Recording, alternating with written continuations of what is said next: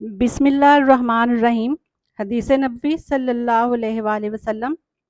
रसूल करीम सल्लल्लाहु अलैहि वआलिहि वसल्लम ने फरमाया, अगर किसी शख्स का जुल्म किसी दूसरे की इज़्ज़त पर हो या किसी तरीक़ा से जुल्म किया हो तो उसे आज ही इस दिन के आने से पहले माफ़ करा ले, जिस दिन ना दिनार होंगे ना दिरहम, बल्कि उसका कोई नेक अमल होगा तो उसके जुल्म के बदले में वही ले लिया जाएगा।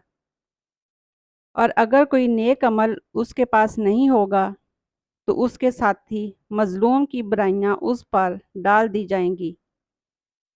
अबू अब्दुल्ला हज़रत इमाम बुखारी रहमतुल्लाह ने कहा कि इस्माइल बिन अबी अवैस ने कहा, सईद मकबरी का नाम मकबरी इसलिए हुआ कि कब्रिस्तान के करीब उन्होंने क़याम किया था।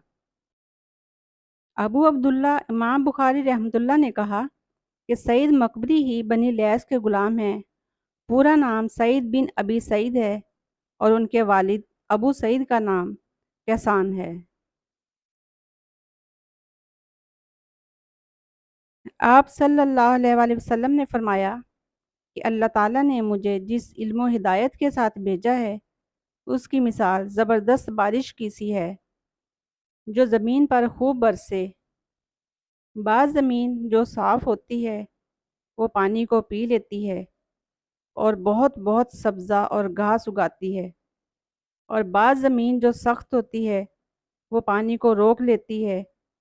उससे अल्लाह ताला लोगों को फ़ायदा पहुंचाता है, वो इससे सैराब होते हैं और सैराब करते हैं।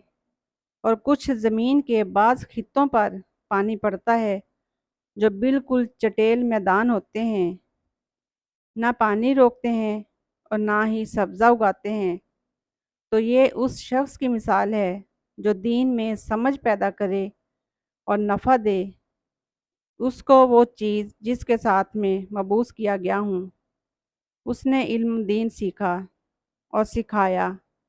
और उस शख्स की मिसाल जिसने सर नहीं उठाया, यानी तवज्जो नहीं की, और जो हिदायत देकर मैं भेजा गया हूँ उसे कबूल नहीं किया।